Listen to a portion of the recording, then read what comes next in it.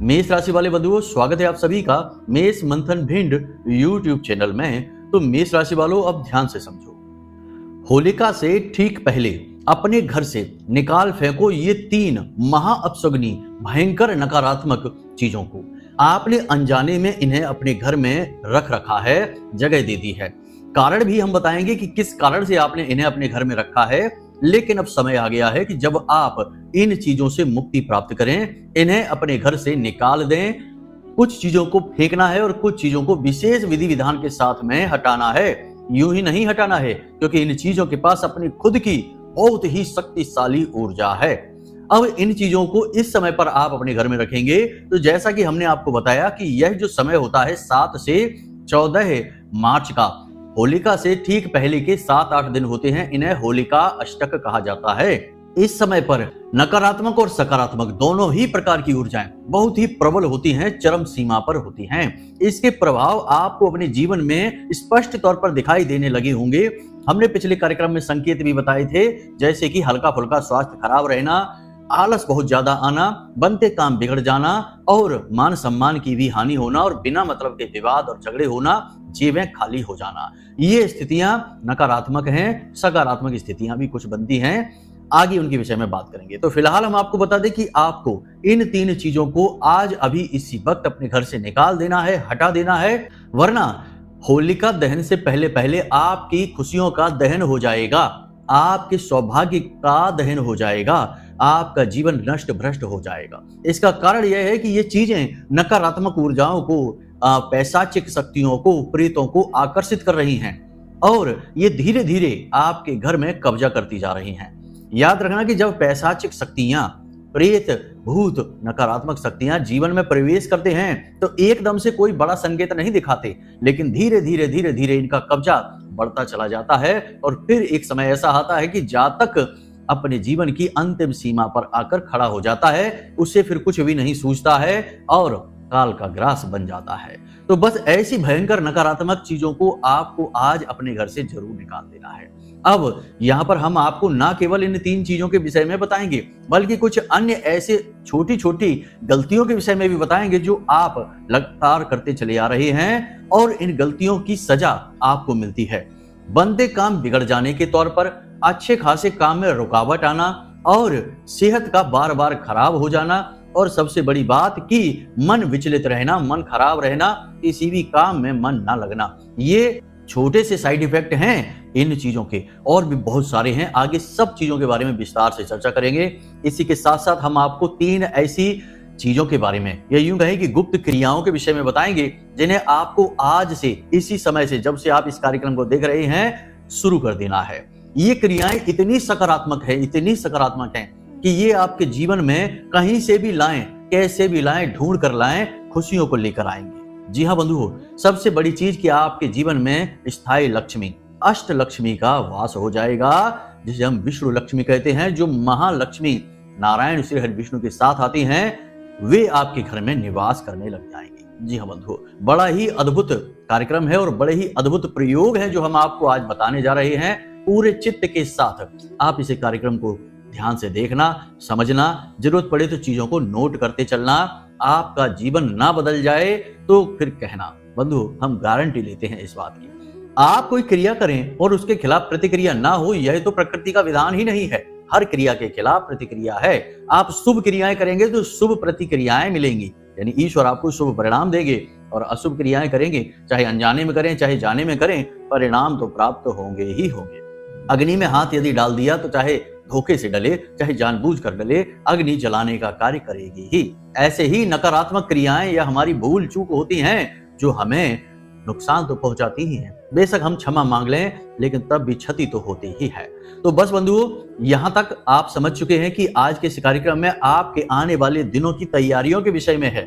ठीक वैसे ही जैसे परीक्षा आने से पहले विद्यार्थी कठोर तैयारी शुरू कर देता है कुछ दिन पहले से, वैसे ही आपको इस होलिका दहन की रात्रि के लिए तैयारियां करनी है, क्योंकि इस होलिका दहन में आपकी संपूर्ण नकारात्मकताओं को दहन करना है, आपको नष्ट करना है, समाप्त करना है, ताकि इसके बाद आपकी हर योजना कामयाब हो, आपका हर निर्णय सफल हो और आप कामयाबी की मार्ग पर दौड़ लगा जाएं।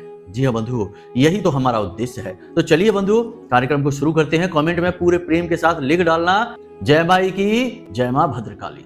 महामाई इतनी दयालु है कि आपके ऊपर निश्चित कृपा करेंगी।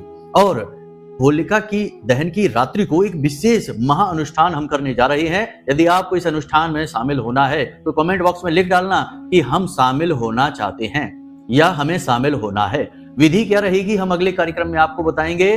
क्या नियम है, क्या तरीका है, सब कुछ समझाएंगे। बस अभी आपकी सहमति जानना चाहते हैं तो आप कमेंट बॉक्स में लिख देना कि हम भी शामिल होना चाहते हैं, बस हम समझ जाएंगे। तो चलिए बंधुओं, अब कार्यक्रम को शुरू करते हैं। बंधुओं, अगर आप अब भी सोच रहे हैं कि कुंडली का विश्लेषण कराएं कि नहीं कराएं, क्यों कराएं, क्या जरूरत है कुंडली विश्लेषण कराने की, तो ध्यान से सुनिए। आप इस समय 3 तरीके की स्थितियों में फंसे हुए हैं। एक स्थिति तो यह है कि आपके ऊपर बहुत कर्जा है, व्यापार चल नहीं रहा है, घर में भी क्लेश रहता है, रिश्ते नातों में भी उथल पुथल मची हुई है। तो अब इस स्थिति में आप कैसे फंसे? कोई ना कोई ग्रह था जिसने परेशान किया, तो इससे बाहर निकलने का मार्ग क्या है? कुंडली में छुपा हुआ है, इसलिए कराइए। दूसरा कि आप कुछ जीवन में करना चाहते हैं, निर्णय ले नहीं पा रहे हैं, समझ में आ नहीं रहा है कि क्या करें क्या ना करें, तो इस स्थिति में श्रेष्ठ मार्गदर्शन कौन करेगा? आपके ग्रह, आपकी कुंडली। तीसरा कि आपकी जिंदगी में आपने सब कुछ हासिल कर लिया है, कामयाबी भी हासिल कर ली है, रिश्ते नातों में भी सुख शांति है, परंतु आपके मन में एक बेचैनी है क्योंकि अब तक शायद आपने वह हासिल नहीं कर पाया जिसके लिए आपका जन्म इस धरती पर हुआ था। यानी कि अपने सही उद्देश्य को आप अब तक हासिल नहीं कर पाए हैं। तो वह उद्देश्य क्या है, क्यों आप इस धरती में इस संसार में आए हैं, उस उद्देश्य को जानना है। इसको जानने के लिए आपको कुंडली दिखानी है। तो आपके जीवन में जो भी परिस्थितियां हैं, इन परिस्थितियों के सही कारण और उनके निवारण को केवल आपकी कुंडली बता सकती है, इसलिए आपको कुंडली दिखानी है। तो बस अगर आप ऐसी परिस्थितियों में हैं तो नंबर हमने वीडियो में दे रखे हैं, किसी भी नंबर पर 10 बजे से 4 बजे के बीच फोन लगाइए। छोटी सी दक्षिणा देने के बाद अपनी कुंडली का श्रेष्ठतम आकलन करा लीजिए। जय माई की। तो बंधुओं, हम जीवन में जो भी कुछ करते हैं उसके परिणाम हमें कैसे प्राप्त होंगे, अच्छे या बुरे? क्या ऐसा है कि हमारी मेहनत हम कर रहे हैं और उसका फल हमें मिल ही नहीं रहा है? तो निश्चित तौर पर कहीं ना कहीं किसी न किसी प्रकार की नकारात्मक ऊर्जा है। ये हमारे आसपास की ऊर्जाओं के वातावरण तय करते हैं कि हमें क्या मिलने वाला है। कभी कभी आपने देखा होगा कि अच्छी से अच्छी बात भी आप किसी को बताएंगे तो वह उसका उल्टा सीधा मतलब निकाल लेता है और आपकी अच्छी मानसिकता को भी गलत साबित कर देता है, लांछन आपके ऊपर लगा देता है। और कभी कभी यूं ही चलते फिरते दी गई सलाह किसी का जीवन बना डालती है। सब कुछ ऊर्जाओं का है, ऊर्जाओं का ही खेल है। जी हाँ बंधुओं, ईश्वर भी एक ऊर्जा स्वरूप ही है जो हमारे और आपके अंदर वास कर रहे हैं, कण कण में वास कर रहे हैं। उसी प्रकार जैसे सकारात्मक ऊर्जा ईश्वर की होती है, वैसे ही नकारात्मक ऊर्जाएं भी होती हैं। याद रखना बंधुओं, यह विज्ञान भी कहता है और हमारा अध्यात्म तो बहुत पहले से ये बात कहता चला आ रहा है। अब यहाँ पर कौन सा जातक किस ऊर्जा के प्रभाव में है, इससे निर्णय होता है कि उसके जीवन में उसे कितने सुख प्राप्त होंगे या दुख प्राप्त होंगे। अब आपके जीवन में तो लगातार कष्ट चले ही आ रहे हैं। कभी आप कामयाबी की ऊंचाई पर चढ़ जाते हैं और कभी आप सीधे नीचे आ गिरते हैं, यानी जहां से शुरू किया वहीं पहुंच जाते हैं। और कभी कुछ ऐसे कष्ट हैं जो लगातार बने ही हैं, उनका अंत ही समझ में नहीं आ रहा है। तो यह सीधा प्रमाण है कि आप नकारात्मक ऊर्जा की चपेट में हैं। अब नकारात्मक ऊर्जा कौन सी है, क्या है, यह एक अलग प्रश्न है। आपके ही पितृ पूर्वज हैं जो आपको परेशान कर रहे हैं, या फिर किसी ने आपके ऊपर टोना टोटका तांत्रिक क्रिया कर दी है जिसकी वजह से आप परेशान हैं, या ग्रहों से पीड़ाएं उत्पन्न हो रही हैं। यदि ग्रहों से पीड़ाएं उत्पन्न हो रही हैं तो उसका तो इलाज है, कुंडली विश्लेषण कराकर हम उपाय लेकर इन पीड़ाओं से मुक्त हो जाते हैं। परंतु पितरों की पीड़ा है, प्रेतों की पीड़ा है, कोई क्रिया की गई है, इन पीड़ाओं से मुक्ति इतनी आसानी से नहीं मिलती है। तो अब बंधुओं, आगे कार्यक्रम में हम आपको जो बताने जा रहे हैं वे बातें बेहद महत्वपूर्ण हैं, क्योंकि ग्रहों की पीड़ा तो हमें हमारी कुंडली के आधार पर मिल रही है और उसका समाधान हो जाता है। लेकिन जो नकारात्मक ऊर्जाएं हैं, कभी कभी हम उन्हें खुद अपनी गलती से अपने जीवन में आमंत्रित कर लेते हैं, अपनी भूल से उन्हें न्योता दे देते हैं, निमंत्रण दे देते हैं और वे हमारे घर में आ जाती हैं और हम पर उनका कब्जा हो जाता है, राज करना शुरू कर देती हैं। जी हाँ बंधुओं, तो वे गलतियां करने से तो हम कम से कम बचें, फिर उसके बाद रक्षा कवच अपना निर्माण कर लें और हम स्वतंत्र हो गए, फिर हमारे पास कोई नकारात्मक ऊर्जा नहीं आएगी। तो बस बंधुओं, आप ध्यान से समझिए। पहले हम बात करते हैं छोटी छोटी गलतियों के विषय में जो आपको इन 7 से 8 दिनों में भूल कर भी नहीं करनी है, यानी 7 से 14 मार्च के बीच भूल कर भी इन गलतियों को आपको नहीं करना है। जरा आप ध्यान से समझना। पहली गलती यह है कि किसी के द्वारा दिया गया मीठा आपको नहीं खाना है। कोई प्रसाद के रूप में देता है तब भी नहीं खाना है, कैसे भी दे आपको खाना नहीं है, हाथ में ले लेना, बाद में किसी एकांत जगह पर जाकर उसे छोड़ देना। जीव जंतु खा लेंगे, उनका कुछ नहीं, लेकिन आपने खा लिया, आपका विनाश हो जाएगा, क्योंकि कोई टोना टोटका आपके ऊपर कर सकता है। तो इससे बचकर रहना है, यह सावधानी है। दूसरा हम आपको बता दें कि इत्र लगाकर आपको कहीं नहीं जाना है।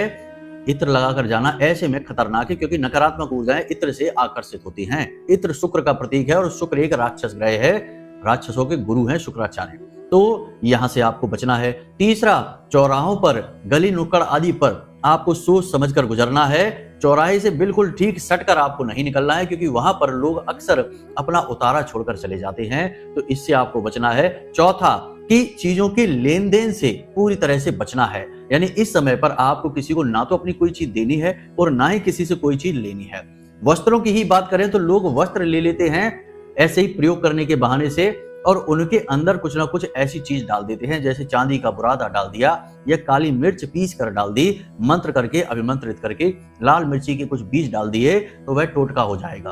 अब जब तक आप उसको पहनेंगे या धारण करेंगे, वह वस्त्र आपको भयंकर नकारात्मक ऊर्जा से ग्रसित कर देगा, रोगी बना देगा, बीमार बना देगा, कंगाल बना देगा, भिखारी बना देगा, और छोटे से टोने टोटके से आपका जीवन नष्ट हो जाएगा। तो ऐसा आपको नहीं करना है, किसी से अपनी चीजों का लेन देन नहीं करना है। घड़ी, उपकरण, मोबाइल, इलेक्ट्रॉनिक सामान और वस्त्र, जूते, चप्पल आदि का लेन देन भूल कर भी नहीं करना है। अगर करते हैं तो आप अपनी बर्बादी के खुद जिम्मेदार होंगे। यही तो वो गलतियां हैं जो हम जाने अनजाने में करते हैं। कोई मांगता है आपसे तो आपको सतर्क हो जाना है। याद रखना है कि शत्रु अब आज के समय में बाहर से चलकर नहीं आते हैं, अब शत्रु अपनों में ही छिपे हैं। हमारे खास, हमारे अपने, हमारे सबसे नजदीकी लोग ही हमारे सबसे बड़े शत्रु बनकर बैठे हैं। हमारी ना जाने कौन सी बात ऐसी है जो उन्हें चुभ जाती है, या हमारी जाने कौन सी ऐसी खूबी है जिससे वो जलन खाते हैं और हमें बर्बाद करने के लिए तरह तरह के प्रयास करने लगते हैं। और एक चीज आपको बता दें कि आज का जमाना मोबाइल का जमाना है। आज के युग में किसी को तांत्रिक होने की आवश्यकता नहीं है, फोन पर ही संपर्क करके तंत्र क्रियाएं की जा सकती हैं। आपका कोई फोटो किसी को भेज देगा तांत्रिक को, तांत्रिक वहां से आपके खिलाफ कोई ना कोई ऐसी तंत्र क्रिया कर देगा जिसे आप सहन नहीं कर पाएंगे। तो ऐसी भूलें अब नहीं करनी है, बहुत संभल कर सतर्क होकर रहना है। सबसे बड़ी बात, बाल और नाखून इन 8 दिनों में आपको नहीं काटने हैं। यदि आप काटते भी हैं यानी कटवाते भी हैं, तो इन दिनों पर आपको इन चीजों को सुरक्षित तरीके से जमीन में गाड़ देना है, दबा देना है। आपने देखा होगा कि विशेष मौकों पर, जैसे सावन के महीने में, नवरात्रि के दिनों में, या फिर ये होलिका अष्टक के दिनों में लोग दाढ़ी नहीं बनवाते, बाल नहीं कटवाते, नाखून नहीं कटवाते। क्यों नहीं कटवाते? क्योंकि इन दिन में, इन काल में, इस समय पर नकारात्मक ऊर्जाएं और सकारात्मक ऊर्जाएं अपनी चरम पर होती हैं, उत्थान पर होती हैं। तो ऐसे में तंत्र मंत्र बहुत आसानी से किया जा सकता है। आपने अपनी दाढ़ी कटवाई, आपके बाल पड़े हुए हैं, बालों से तंत्र होता है और नाखूनों से भी तंत्र होता है और बहुत शक्तिशाली मारण तंत्र होता है। तो लोग इससे बचने के लिए ऐसे नियम बनाकर बैठे हैं। हमारे शास्त्रों में भी ऐसे नियम इसीलिए बने हैं कि कहीं इस समय काल पर आपके ऊपर कोई क्रिया ना हो जाए, हानि ना हो जाए, तो इसकी सावधानी आपको रखनी है। तो यहाँ तक तो आपने सारी चीजें समझ ली हैं, नकारात्मक चीजें कैसे प्रभाव देती हैं। अब बात करते हैं उन 3 चीजों के विषय में, फिर उसके बाद हम आपको बताएंगे 3 ऐसी गुप्त महाशक्तिशाली क्रियाएं जिन्हें आपको आज से ही करना शुरू कर देना है। अष्टलक्ष्मी आपकी ओर आकर्षित होंगी, आपके घर में विराजमान हो जाएंगी। बहुत छोटी छोटी क्रियाएं हैं लेकिन बहुत शक्तिशाली हैं। तो पहले बात करते हैं इन नकारात्मक चीजों की। तो बंधु, आपके घर में कोई एक ऐसा सदस्य जो अब इस दुनिया से जा चुका है। कई बार हम देखते हैं लोगों के घरों में जाते हैं तो उनके यहाँ अस्थियां कलश में रखी रहती हैं। अब कोई किसी का प्रण होता है या किसी की कोई बात होती है, कुछ भी कारण हो, लोगों के घर में किसी भी पुरखे पूर्वज का अस्थि कलश नहीं होना चाहिए। खाली हो, भरा हो, कैसा भी हो, नहीं होना चाहिए। लोग कहते हैं कि गुरुजी हमने कसम खाई थी कि ये काम हो जाएगा, तब हम इनकी अस्थियां विसर्जित करेंगे, तब तक ये अस्थियां घर में ही रहेंगी। बंधुओं, आपका प्रेम है तो आप ऐसी बात कर रहे हैं, लेकिन जो इस संसार से चला गया, जा चुका है, वह अब इंसान नहीं है, वह अब वासना शरीर में रह रहा है, वह अब प्रेत है। जब तक आप इस क्रिया को रोक कर रखेंगे, वह आपके घर में ही चक्कर काटता रहेगा। और याद रखना कि उसका आपके साथ रिश्ता केवल तभी तक था जब तक वह देह में था, भौतिक शरीर में था। जैसे ही उसने भौतिक शरीर को त्याग दिया, वह प्रेत बन गया। और प्रेत किसी का सगा नहीं होता है, आपका पितृ ही क्यों ना हो, वह आपको ही बर्बाद करने में लग जाएगा। ऐसे लोगों के घर में हमने अक्सर ये देखा है कि कोई ना कोई बड़ा शराबी व्यक्ति होता है, कोई ना कोई जुआरी होता है, कोई ना कोई खुद ही अपने आप को बर्बाद करने में लगा हुआ होता है, और उन्हें इसकी भनक तक नहीं होती है कि इसका कारण क्या है। तो ये चीज बहुत खतरनाक है। यदि आपने घर में रख रखा है तो इसे विसर्जित करिए, मत रखिए अपने घर में। आप क्यों अपनी बर्बादी को खुद ही निमंत्रण दे रहे हैं, क्यों मिटना चाहते हैं? शास्त्र विरुद्ध है यह, इसे बिल्कुल भी मत करिए। तो इस एक चीज को ध्यान से समझ लीजिए कि इसे विसर्जित कर दीजिए। विधि विधान के साथ पंडित जी से चर्चा करिए और जो शास्त्रीय पद्धतियां हैं उनके अनुसार इनका निराकरण कर लीजिए, वरना आप मिट जाएंगे। हमसे लिखवा कर ले लीजिए कि आने वाले 4 से 6 महीनों में कोई ना कोई भीषण दुर्घटना, नकारात्मक घटना आपके जीवन काल में घटित हो जाएगी, क्योंकि यह होलाष्टक है। होलाष्टक बहुत ही खतरनाक होता है। भयंकर नकारात्मक ऊर्जाएं आपके आसपास घूम रही हैं, इन चीजों से आकर्षित होती हैं और आपको बर्बाद कर देती हैं, तो संभल कर रहना है। अब दूसरी चीज, यह भी आपके पितृ पूर्वजों से जुड़ी है। आपके घर से कोई सदस्य जा चुका है, इस संसार से जा चुका है, लेकिन उससे जुड़ी चीजें, उसके वस्त्र, उसके आभूषण, उसका वाहन, उसके द्वारा प्रयोग की गई चीजें जैसे कि मोबाइल है, घड़ी है, ये आपके घर में रखी है नहीं, किसी कीमत पर नहीं होनी चाहिए।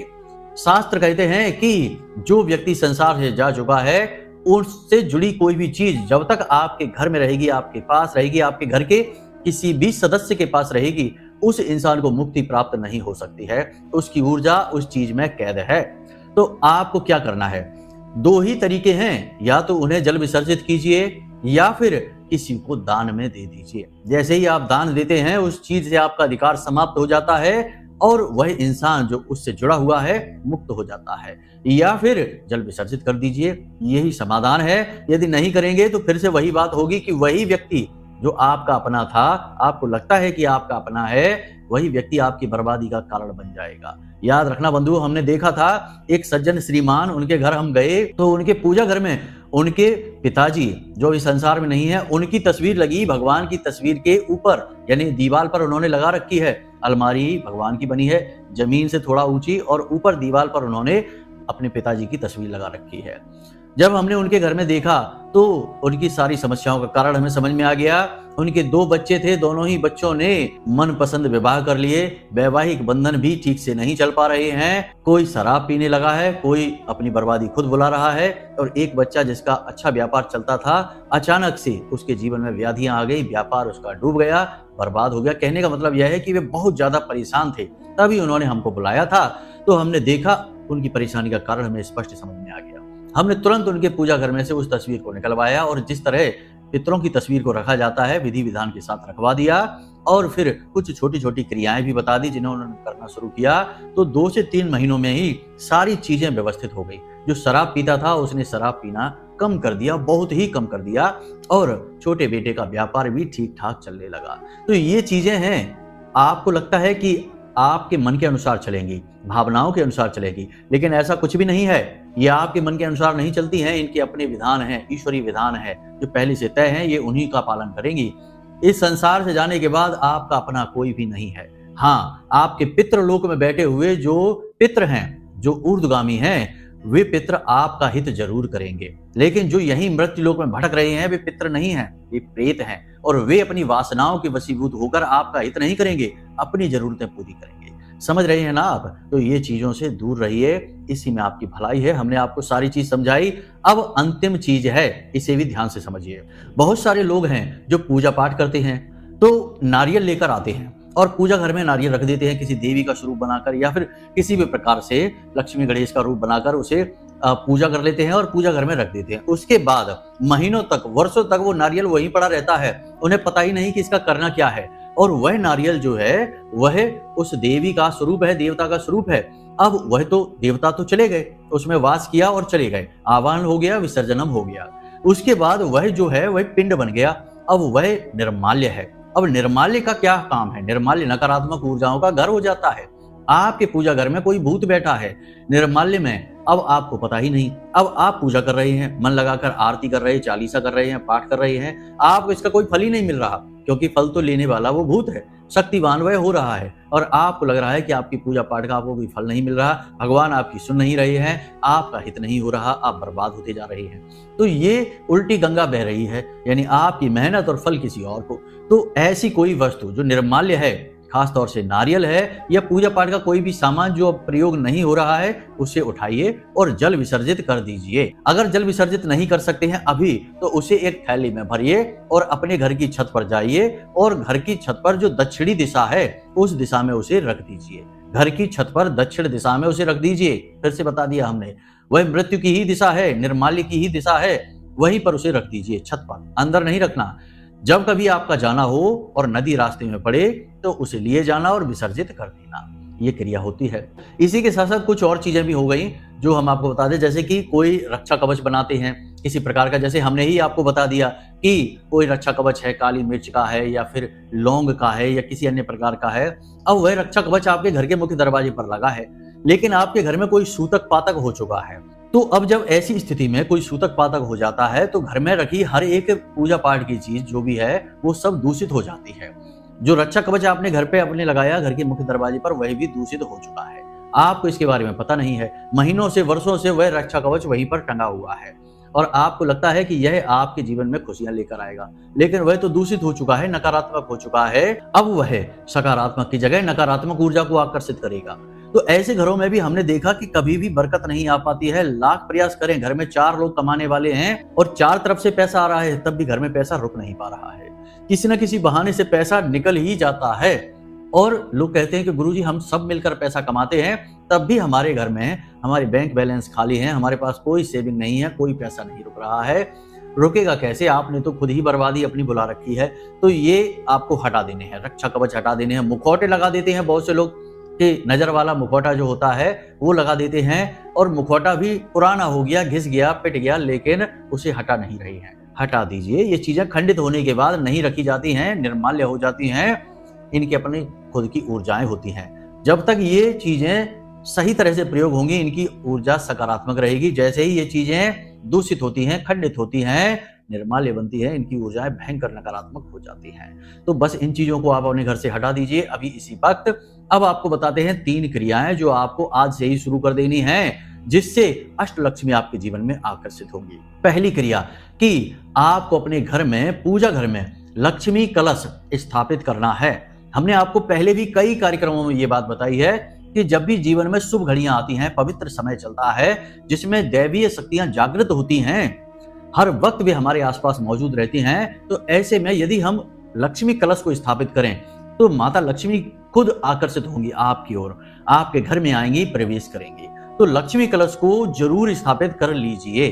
अब लक्ष्मी कलश क्या होता है यह हम पहले कई बार आपको बता चुके हैं, लेकिन अभी जल्दी से आपको बता देते हैं, ध्यान से समझ लेना, आपको आइडिया लग जाएगा। एक आपको पात्र चाहिए, कलश चाहिए, तांबे का होगा चलेगा और मिट्टी का हो तो सर्वोत्तम है। छोटा सा एक घड़ा, एक मटकी लेकर आइए मिट्टी की, जिसके ऊपर ढक्कन लगता हो मिट्टी का ही। अब मिट्टी का बर्तन जो है वह मंगल का प्रतीक होगा। पकी हुई मिट्टी, कच्ची मिट्टी तो शुक्र होती है। उसके बाद आपको इस कलश को धोकर साफ कर लेना है, गंगा जल आदि छिड़ककर इसे शुद्ध पवित्र कर लेना है। अब इसके 4 तरफ आपको श्रीम लिखना है लाल सिंदूर से। उसके बाद हल्दी से आपको हर श्रीम के दाएं और बाएं स्वास्तिक बना लेना है। इस प्रकार चारों तरफ श्रीम लिख गया है और 8 स्वास्तिक बन चुके हैं। अब आपको इसके मुख पर 7 बार लाल रंग का धागा लपेटना है, गांठ नहीं लगानी है, बस धागा लपेटना है। अब आपको इस कलश में स्वच्छ जल भरना है, थोड़ा गंगा जल डालना है और इसमें एक सिक्का डालना है। थोड़े से चावल, खंडित ना हो, अखंड चावल हो तो थोड़े से चावल डालने हैं, थोड़ी सी हल्दी डालनी है, 1 तुलसी मैया की पत्ती डालनी है, 1 इलायची डालनी है और 1 लौंग का जोड़ा डालना है। इतनी सामग्री को आपको डालना है और इस ढक्कन को लगा देना है। उस ढक्कन के ऊपर आपको थोड़ा सा अन्न रखना है, गेहूं या चावल रख सकते हैं। उसके बाद आपको 1 दीपक गाय के घी का उसके ऊपर रखकर जला देना है। रोज आपको शाम के समय दीपक इसके ऊपर जलाना है और रोज सुबह उस जल को लेकर, यानी उस कलश के जल को किसी अन्य पात्र में डाल दें और अपने घर के मुख्य दरवाजे पर इस जल का सिंचन करें और इसके बाद इसमें फिर से ताजा जल भर के रख दें। सुबह भी दीपक जला दें, शाम को भी दीपक जला दें कलश के ऊपर, कोई दिक्कत नहीं। जो सिक्का निकलेगा उस सिक्के को निकालकर अलग रख दें, उसमें फिर से नया सिक्का डालें, फिर से सारी सामग्री नई डालें। जो सामग्री निकले उसे तुलसी मैया की जड़ के पास मिट्टी में दबा दें। इस प्रकार इस क्रिया को करते रहें। अगर आप तुलसी मैया की पत्ती नहीं तोड़ना चाहते तो किसी बालक बालिका से, छोटी कन्या से तोड़वा लीजिए और बीच में यदि रविवार पड़ जाता है तो इस क्रिया को तुलसी मैया के साथ ना करें, उनकी पत्ती ना तोड़ें। बस इतनी सी क्रिया आप कर लीजिए। इसके बाद लक्ष्मी कलश स्थापित हो गया। अब अपने घर में पूजा घर के पास ही इस कलश को स्थापित करना है विधि विधान के साथ, यानी कि नियम तो बता ही दिए हमने आपको। सुबह शाम इसमें दीपक जलाना है, ऊपर ही रखना है दीपक को। इसे दूषित अवस्था में स्पर्श ना करें, यह ध्यान रखें। बिना स्नान आदि के इसे स्पर्श नहीं करना है। जल प्रतिदिन आपको बदलना ही है इसका। दूसरा कि स्नान करते समय अपने जल में थोड़ी सी हल्दी और थोड़ा सा समुद्री नमक अवश्य मिला लें, जिस जल से आप स्नान कर रहे हैं। तीसरा, अपने बिस्तर के नीचे एक कटोरी में थोड़ी सी फिटकरी भर के, पीसी हुई फिटकरी भर के रख दें और सुबह के समय इस फिटकरी को फ्लश कर दें अपने टॉयलेट से। ये क्रियाएं बहुत ही शक्तिशाली हैं, नकारात्मक ऊर्जा को नष्ट कर देंगी और दैवीय शक्तियों को आपकी ओर आकर्षित करेंगी। अब एक सबसे महत्वपूर्ण कार्य कि जब तक होली का दहन नहीं होता, होली मैया आ नहीं जाती हैं, तब तक आपको प्रतिदिन मंदिर जाना है शाम के समय, जो भी आपके आसपास नजदीकी मंदिर है, और उस मंदिर में प्रतिदिन जितनी आपकी सामर्थ्य है दान पात्र में उतना धन डालना है। जैसे कि आप 10 रुपए डाल सकते हैं, 5 रुपए डाल सकते हैं, प्रतिदिन आपको डालना है। अब इसमें खास बात यह है कि पहले दिन आप जितनी भी रकम डालेंगे, अब हर दिन उतनी ही रकम आप डालेंगे। जैसे 5 रुपए से आपने शुरू किया तो अब प्रतिदिन आपको 5 रुपए ही डालने हैं। ऐसा नहीं है कि एक दिन 5 डाल दिए, एक दिन 10 डाल दिए, एक दिन 20 डाल दिए, ऐसा नहीं करना है। एक रकम तय कर लीजिए। 7-8 दिन का समय है, 10 रुपए प्रतिदिन डालेंगे तो 70-80 रुपए हो जाएंगे। बहुत ही शक्तिशाली क्रिया है यह। जैसे ही आप इस क्रिया को पूर्ण करेंगे, होली के बाद हम आपसे कहते हैं कि तुरंत आपके घर में माता लक्ष्मी का आगमन होगा। कहीं ना कहीं से अचानक धन लाभ होगा, जहां से उम्मीद नहीं थी वहां से पैसा आएगा। सभी दिशाओं से, 10 दिशाओं से पैसे की बारिश होगी। लिख कर ले लीजिए। हमने पहले भी ये क्रियाएं लोगों को बताई हैं, जिनको बताई हैं उनके पॉजिटिव रिस्पॉन्स ही मिले हैं। किसी ने नहीं कहा कि गुरुजी ये क्रिया काम नहीं की। सभी बहुत खुश हैं, आनंद ले रहे हैं जीवन का। आपका अब बारी है, अब आपका जीवन बदल जाएगा। बस इन क्रियाओं को ध्यान से कर लेना। तो चलिए बंधु, आज के इस कार्यक्रम को यहीं पर विराम देते हैं। उम्मीद करते हैं कि आपने सारी बातें समझ ली हैं, पूरे धैर्य के साथ, चित्त के साथ।